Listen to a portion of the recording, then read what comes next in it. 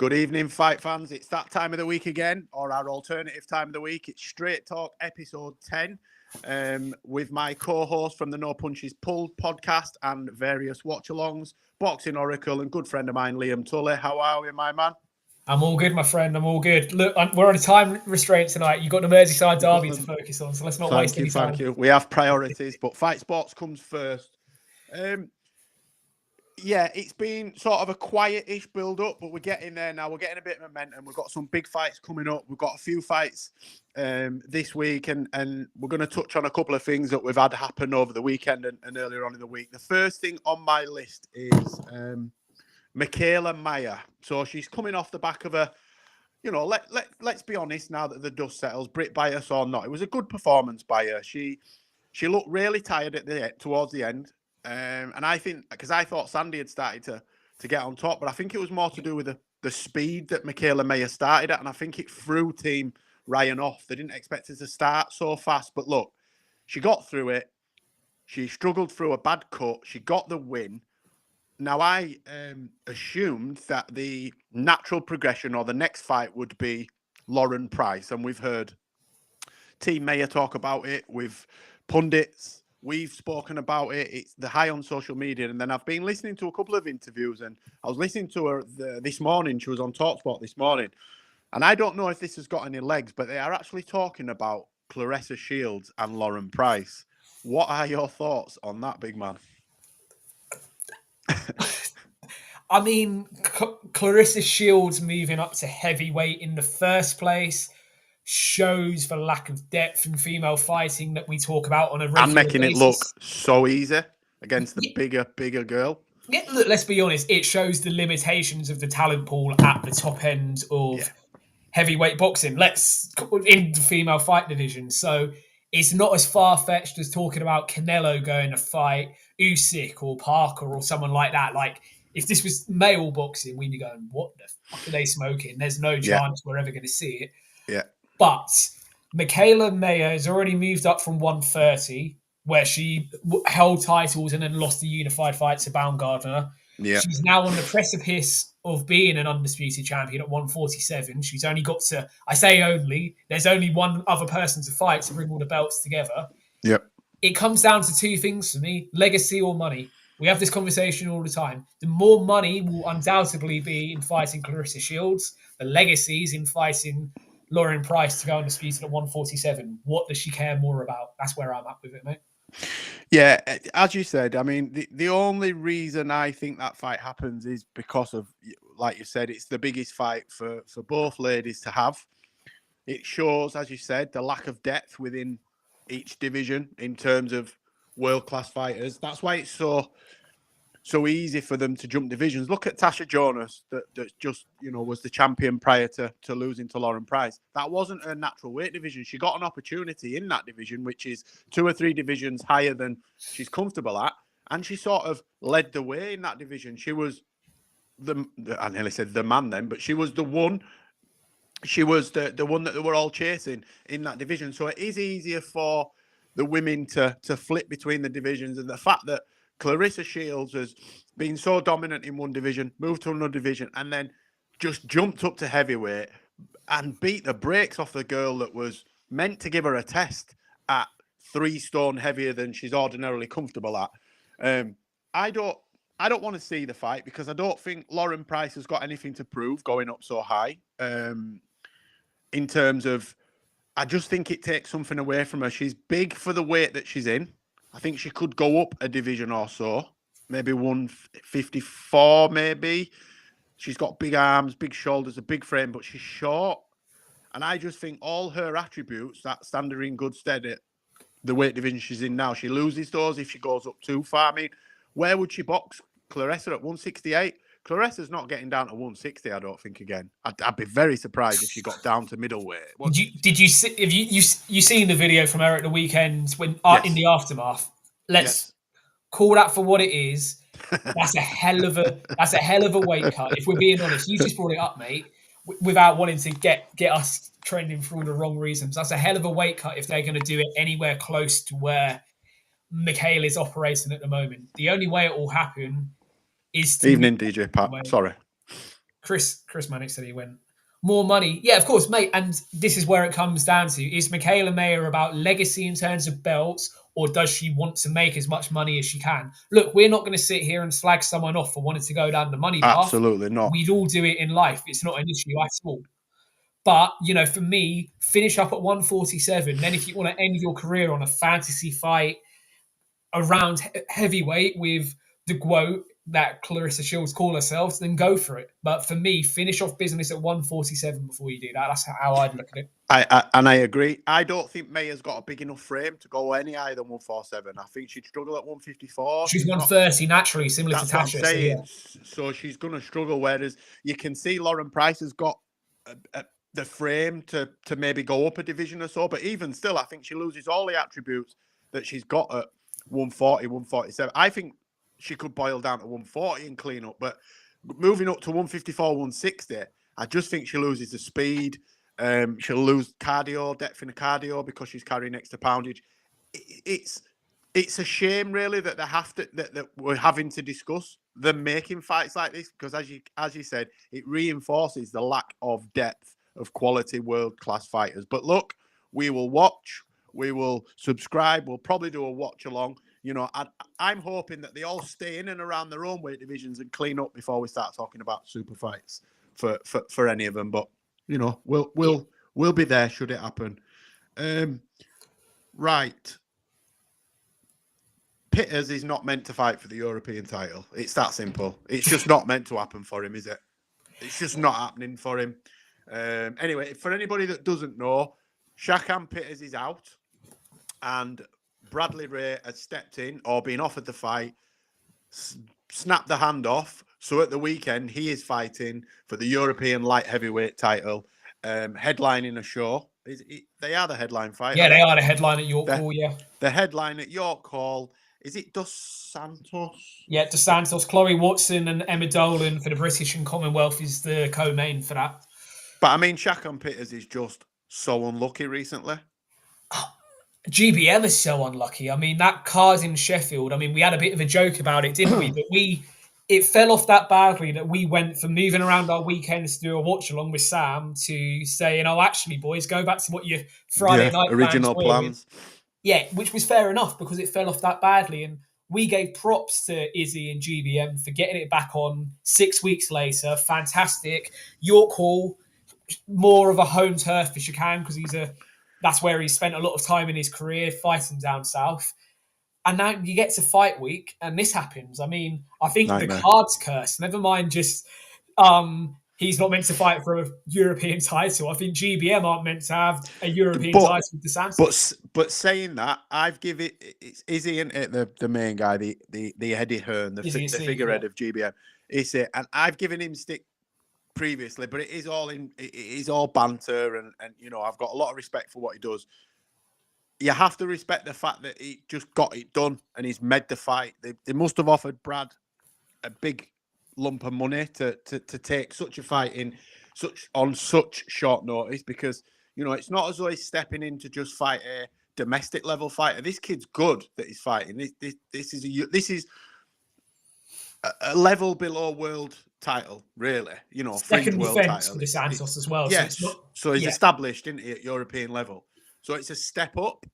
It's a risk, but I think it's a calculated risk, and I fancy his chances. Look, mate, I love it because Bradley Ray had kind of become a bit similar to Callum Simpson. He become one of Ben Shalom and Boxer's stars that they were looking to push out. Now, for whatever reason, Callum Simpson's gone like that, and Bradley Ray's last 2 fights have been on the smaller hall circuit in and around Manchester. Nothing wrong with that, but from what he was getting to where he now is, it's a bit of a come down, isn't it? It's a fall off. So now Izzy's offered him a chance, and yes, it's a European title, but it's also a chance to stick up 2 fingers to Ben and say, oh, look, you stopped. The phone went cold from you, mate. Well, look what the opportunity I've got over here, because let's be realistic. On 3 days' notice, I don't expect Brad Ray to win the fight. I'd love him to, but I don't expect him to. However, he can give himself, similar to Josh Padley and other fighters recently, put himself in the shop window for getting more opportunities from Izzy. He's got a GBM card in Doncaster, in 7 weeks' time. There's a card he can probably get on with a better training camp. If he wins, it's just a bonus. The reality is he's putting his career back into the shop window. GBM are on the zone. Queensbury launch on the zone this weekend. It's the place to be for boxing. So Brad Rea, whether he picks up the European title or not on Friday night, can enhance his career for me, and it's an opportunity he'd be stupid to turn down. Yeah, it's a fantastic opportunity for him. I fancy his chances in this fight, but more so for the fact that I think for the first 3 or 4 rounds, he's got a really good chance. I think he's going to probably blow a gasket maybe if it goes any further than that, because obviously he might have been in camp, but he wasn't in training camp for a European title fight on Saturday night, irrespective of whether he's fit or not. The difference is you can be in a camp, as Padley was, but just ticking over. He didn't have a destination or an end goal as such, a date. So I think cardio is going to be an issue for him. Dos Santos is an established champion. You say it's his second defence, so he's proven at that level. But as you said, there's more to it than just the win. Boxers now are not so precious about the raw. No. You know, that he's willing to risk a loss. I know he's not beaten, but he's willing to risk a loss for an opportunity further down the line. Like you said, he's putting himself in the shop window. There's the zone, there's Queensbury, there's Matchroom, and he's giving himself every opportunity to get a bigger fight further down. You know, if he has a good performance, there's some big fights for him off the back of Saturday night's performance.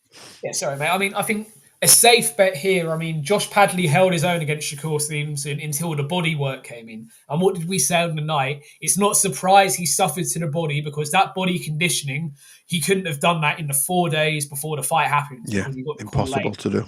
It's similar. It could be similar for Brad on Friday night on the GBM cards, that he's holding his own, he's doing well, but if Dos Santos has anything up here switched on and he put some water in the banks of the body, it could be a body shot that finishes him. Which, look, there's no shame in losing to a body shot. A body shot KO can be very different to a headshot KO, as we've spoken about before, and we've spoken about stuff you've seen in sparring. I've had it happen to me, mate. Don't worry about it. I've had it happen to me a couple of times. There you go, mate. So, look, if he wins the title, we're probably still going to do a watch along, and we will be flipping loving it. A British fighter is the European champion. It's what Brit bias. It's what we want. But in reality, he's got a chance to get his career back on track. Because as far as I know, Boxer didn't renew his contract, and he's sort of been cast aside. It's a chance to remind people, because he's entertaining, Brad Rea. He had very good 3 first-round stoppages in a row, didn't he? One of them was on one of the Smith and Eubank pay-per-views kicking off the night. So there's entertainment style there. It's just now getting a bit of substance and building back towards it. Yeah, we wish him every luck. The boys on the channel wish him every luck for Friday night, and we will be watching. So good luck, Bradley Rea. Next one, we did touch on it yesterday on the No Punches podcast, but I just want to chat about it a little bit further. We were talking about Joe Joyce and Filip Hrgovic tomorrow, and I've been thinking about it since. There's decisions to be made for Joe Joyce, for me, irrespective of the performance on Saturday night. What do you think post-Saturday night, win or lose, is next for Joe Joyce? Because I've a funny feeling the decision could be the same, irrespective of the result. The decision for me, and I think this is where we're on the same wavelength, firmly rests in the performance. So I'll elaborate on that a little bit. If it's a performance similar to the Derek Chisora fight, minus him getting knocked down, and he scrapes it on points, I would lean towards him retiring. If he loses, he retires. If, however, he's able to go back to the Joe Parker version of himself and the Daniel Dubois version of himself and gain a stoppage victory, then I think he moves on to looking at Bacoli, Caballero, that sort of not quite world champions yet, but if you beat them, then you should be in the shop window. It all depends how he looks, doesn't it, mate? If he looks laboured and, scrapes by, I'm going to be saying on the stream on Saturday he should retire. But if he can make a statement, then look, Del Boy's getting a shot at the IBF belt off the back of what he's done recently. So, Joyce has got plenty of legs left if we go off of that logic. Yeah, I'm intrigued by it. I'm intrigued. I'm not sure. I'm just not sure. I'm not sure what he's expecting from himself, and I'm not sure if Joe Joyce himself knows what's coming. No. I think, like you say, it all depends what type of performance we get from him come Saturday night. I'm expecting him to have a go. It's what I still think he's got something left, and I know we spoke on and off camera, and none of us know. But I think he's clever enough to know that if he really didn't have anything left, and it was just, Zhang just being Zhang and a bad off night against Chisora, as I said yesterday, 18 months ago, he was wearing the Juggernaut helmet and the red levers, and we were all screaming about him being the second coming. And then, he lost against Zhang, which, yeah, he got flatlined, but that doesn't necessarily mean his punch resistance has gone, because Zhang is possibly one of the hardest hitting heavyweights there is. He got knocked down against Derek Chisora, but that's his first fight back. I think he'll win Saturday night, me. I do. I think he'll win, but it's whether he does what you said. Is he going to scrape past, or is he going to have a fantastic performance and just, blitz? Luckily, Hrgovic is not a massive puncher. What's Pat saying here? Crossroads for both, win or lose. Hrgovic will win this. Stand firm on prediction. Joyce has so much to prove himself. If he comes out with a win, I think he'll lay off. Look, I said during the week that I'm with you. I think it's going to be Joe Joyce that gets the win. And I just think I stand by that Filip Hrgovic is a better style matchup for this version of Joe Joyce than Dillian Whyte would have been. Dillian Whyte would have gone similar to the Derek Chisora fight, and we saw against Chisora, Joe Joyce can't have a brawl anymore. If he has a brawl, he loses his best attributes. He takes a knockdown that he wouldn't have taken 18, 24 months ago, and he loses the points decision. And that's kind of where I was going to go if he fought Whyte, if that makes sense. Not because I think Whyte is going to get his hands on a world title, but because I think that's a style tailor-made for Joe Joyce at the moment. I think the rematch with Dubois, by the way, with Joyce would go the same way. Daniel Dubois would brawl and turn it into a phone box war, and Joyce would go a similar way. But I think Hrgovic, because Hrgovic will look to build everything off of the back foot and his jab and his long-leaning sort of left uppercut that comes over quite slowly, but it's still a weapon for him. It's how he got into the position he was in prior to Dubois. I just think that's tailor-made for Joyce. Joyce will be able to break him down, I think. And it does come up to who wants it more, who's got more heart left. But maybe it is a bit of Brit bias. I mean, we spoke about it already earlier in the show. Maybe it is the Brit bias making us favour Joyce, but I just think Hrgovic is tailor-made for Joe Joyce, even at this point of his career. I agree, mate. I agree. We'll have to see. We'll be doing a live watch along. You'll catch us over on SW Fight Hub's YouTube channel on Saturday night. Right. Eddie Hearn and Matchroom have signed Turkish heavy hitting lightweight puncher Elif Nur Turan. Now, I don't know much about. I've seen some of her highlights, and she does seem to be able to crack, but she's also cracking tin cans. She's not really fought anyone of any great shake. She's 10-0, but she's a lightweight. So, what do you think he's trying to do there? Do you think he's trying to bring somebody in with a decent fan base to take over from Katie Taylor? Is that because that's my thoughts on it? She's got a massive Turkish fan base here and at home. She's in the same weight division. She's a heavy hitter. I think she hits really hard for a lightweight. What's your thoughts on the signing? You've just hit this nail on the head, mate. It is looking beyond the female fight game when Katie Taylor moves on. Because look, we've said for a while now, as long as we've been doing this, which is quickly coming up to a year, that Katie Taylor is on borrowed time. And we don't mean that because she's dwindling or we don't want to see her fight, but her age and what she's talking about and the money she's earning now. And there's nowhere for her to go, no. Really. She's at the top, sort of plateauing.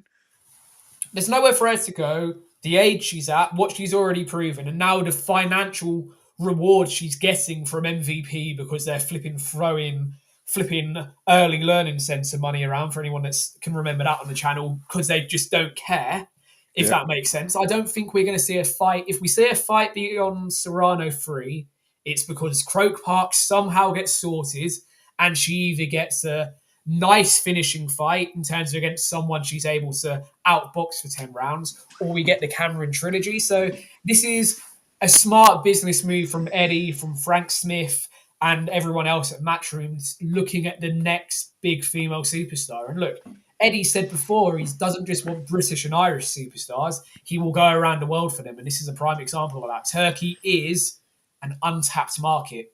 And we know Eddie's not afraid of doing bold things and putting shows. Absolutely not. I mean, I said to you before, I went to watch England before was it the Euros 2016? Yeah. It was, wasn't it? One of the last friendlies before they left for the tournament. It was at Etihad, which is one of the worst atmospheres I've ever been in. It's even worse than Arsenal. It was like a library. And if the Turks hadn't been there, they played Turkey, by the way. If there was like 3,000 Turks, it could have been 30,000. The noise they made was unreal. They are so passionate about sport. So I believe that it's a clever signing, really, because we've got a massive Turkish presence in the UK, and then she fights out of Istanbul as well. So yeah, it's clever. And as Pat said, the WBC Female Summit, the potentially over there to make Caroline Dubois against Iran. That in itself would be a great fight.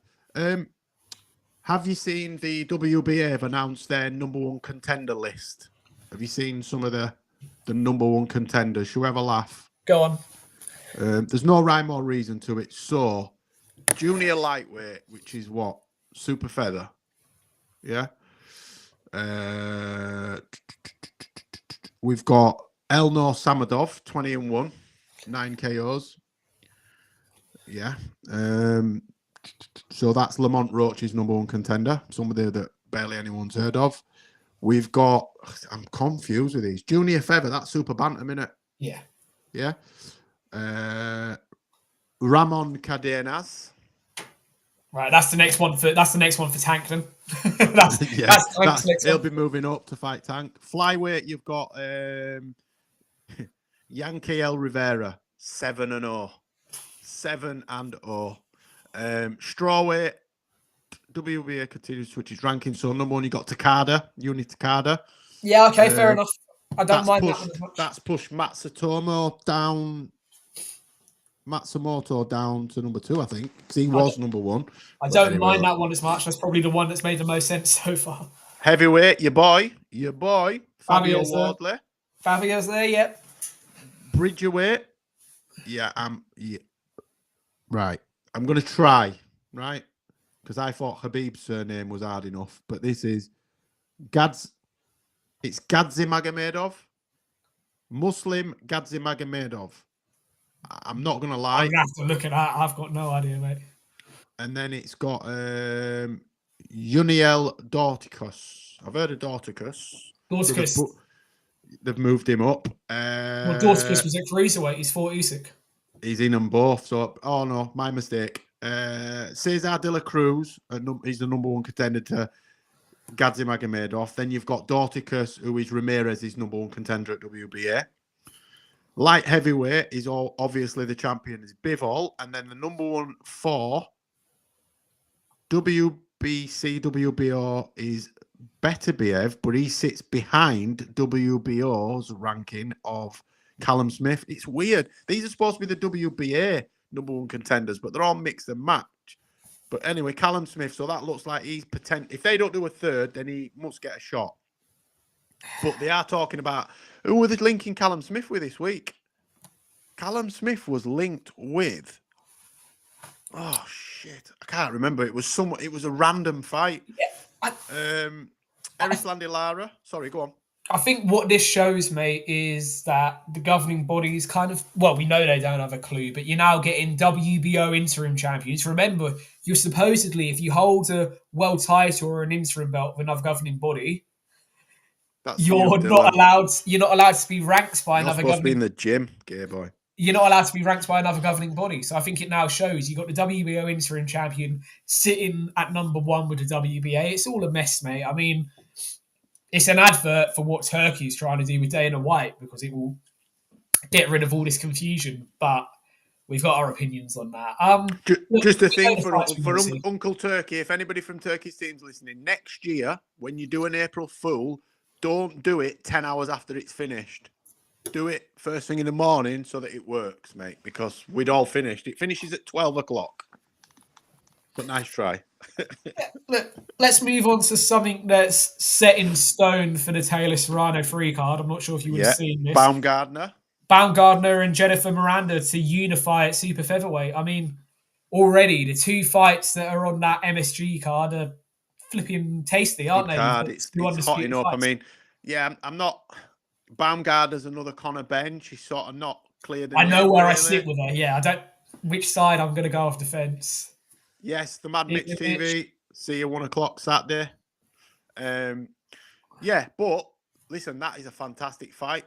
And obviously the main event is the trilogy of female boxing. It is the better Bivol of women's boxing, and I don't say that flippantly. That's not banter. That's not. I agree with you, that for clicks and views. They are the two best women. Yeah, we have the GOAT, but she is self-proclaimed GOAT. Let's yeah. Katie Taylor's has done as much as she has within her sort of area. Katie Taylor for me has possibly got a better resume than the GOAT. But Clarissa's in a higher weight division, so it is harder for her to have as many names on her resume. Katie Taylor's fought more of the number one contenders. I think the best win on Claressa Shields' record is Savannah Marshall.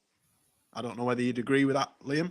Or would you say she's beat better than Savannah Marshall? No, I'd say, and Savannah Marshall is the only opponent she's beat at her actual weight as well, if we're being realistic. Similar to how we talk about Javonte, weight draining, weight bullying, Clarissa has the self-entitled quote, has done it based off of maneuvering people to suit her. I'd say Katie Taylor, I mean, she's far too humble for it, has got a better claim of being the GOAT because, yes, she has one loss on her record, but guess what? She went back and amended it. Yes, okay, it was tight and controversial, but she'd be willing to have a rematch. Clarissa Shields ran away from Savannah Marshall. She was so sure she won it that when Boxer and Savannah, Evening Dave, said, we want a rematch, let's do an all-female card again, Clarissa ran as fast as she could away from it, didn't she? She never wants to do business twice, even if it's easy for her. Yeah, it's a strange one, that. Whereas Katie Taylor's fought whoever they've put in front of her. Respect. Katie Taylor, for me, seems the kind of fighter that lets her team do the picking of the matchups. Whereas Claressa Shields, for me, it feels like she's in charge. I'm not saying Katie's not in charge. I didn't mean that like she takes orders. But what I'm saying is she's a fighter's fighter. Just make the fights and I'll fight, sort of thing. And they'll say, right, you're fighting X. You're getting paid this much, and she'll go, yeah, whereas Claressa will want to negotiate. And I think she blocked me on social media once for something really petty. I think I commented on something and she just went all butthurt and blocked me on Instagram. She hasn't blocked me on X yet. That's coming, mate. You just signed yourself. It's coming, but it is what it is. I'm not gonna not say what I think is true at risk of upsetting people. There's a long queue of people that want to punch my face in and probably will at some stage, or they can try. But I pride myself on trying to be as honest as possible. You know me, I don't say things for shock value. Sometimes I'll be a little bit over the top, but I always try to remain true to how I feel about stuff. And I think Katie Taylor has more of a claim to be the GOAT than Claressa, but Katie would never call herself that anyway. She's too humble. She's not interested in the pomp and ceremony and the iced out chains and the she doesn't care, mate. Dating rappers really and stuff. Care. She seems like the same girl that turned pro, all them years ago to now. She's a multi-weight, multi-belt holding world champion and a pioneer for female boxing. But that's hotting up to be an absolutely fantastic show. I'm interested to see the rest of the undercard when they release that over the coming weeks. Anything else you'd like to touch on? I'd just like to also mention again, Troy Williamson fights on the Torres Vianello undercard at the weekend, Saturday night. He's out in Vegas, just him and his coach. He's at the PI training, the UFC PI. He's got a tough test against a young American prospect. I think he's 11 years older than his opponent. But look, Troy's an experienced fighter at amateur and professional level. A lot of people don't realise, but Troy was an established elite amateur that boxed in the WSB. He boxed the Cuban Olympic medalist, world champion in something like his second WSB fight. I think the only reason Troy didn't get to the Olympics was he was behind Anthony Fowler. He was in the same Olympic cycle as Anthony Fowler, and Anthony Fowler was team captain and had beaten Troy in the ABAs. But Troy's an established pro as well. So if this kid's not on point, Troy will beat him. And it's at 160. He's got a lot less weight to cut. He's a lot more comfortable. You've seen photos of him yourself. I've spoke to him, and he's making all the right noises. He's on weight. He's fit. He's injury-free. I'm expecting a good performance from him on Saturday. Yeah, look, Troy, a friend of yours personally, but a friend of the channel. He's come on and done an interview with us and Sam before, and we've had a bit of correspondence with him between the three of us since. I think for him, he's had to go abroad. Sorry, Ipswich just taking the lead. Happy days. Nice. I've got him in my acca. Come on. Sorry, mate. He's had to go abroad because a bit similar to other fighters, in a different way to a Jack Catterall, he's got so much risk but absolutely zero reward for fighting him at the moment. When he was British champion, the Josh Kelly fight made sense because it was for the British title. As soon as he lost that British title, yes, he got another shot off the back of it. Fucking Liverpool are losing. But it's very difficult to keep getting those shots when you don't have anything. And eventually, like we saw with Jack Catterall, he came unstuck in one final eliminator too many against Barbosa. Now it's very different from Troy. He's trying to get himself back in that shop window. But going to America on Saturday night and not getting his hand raised, but putting in a very good performance will get him back on the radar in the UK and will get him into a British title fight before the end of the year. And hey, Troy, anyone, 154, 160, he can win the British title. And I'm not just saying that because he's a mate of yours, mate, and we've spoken to him. I believe he's the best of British within those two divisions on his night, absolutely. He just needs a good performance on Saturday to remind everyone what he's about, doesn't he? Yeah. Yeah, it's a big night for him. Oh, they've ruled it out. I love it. I love VAR. Love it. Love VAR when it's on my side. Look, 160 is his division now. He's fit. He's healthy. There's opportunities for him over here. He just needs a good performance on Saturday night. The boys will be watching. The boys are backing you, mate. You can do this, Troy. Let's go. Trojan. Anything else you'd like to add, Liam, before we call it a day for this week's episode? Nothing else really, mate. Look, let's get this weekend rolling. Next weekend, Boots Stanionis, which is the biggest fight at 147. I'm so excited for that fight. Biggest fight at 147 since Crawford and Spence. I don't think that's an exaggeration either. It's huge. And then we're into Easter weekends where we got two domestic cards, the Conor Benn Eubanks Circus. Is it bank holiday as well that weekend? Yeah, is it bank holiday? Yep. Easter, mate. So Good Friday, Boxing Easter Saturday, Easter Sunday, on a bank holiday on the Monday. And is it Whitaker? Is it Eubanks Saturday, Whitaker Sunday? No, Saturdays Dalton Smith, Sundays Whitaker, Eubanks the weekend after the bank holiday. Oh, 26 there. Yeah. And then the May Day bank holiday weekends, we got Friday night Times Square, Saturday night Canelo, Sunday anyway. So look, Troy met Rowley yesterday. I mean, he did look like he was being held hostage, but I mean, he got he's trained in the Mayweather gym as well yesterday. I think Jeff was there, and so yeah, there's some good fights coming up in the next 4 to 6 weeks. You'll see plenty of us.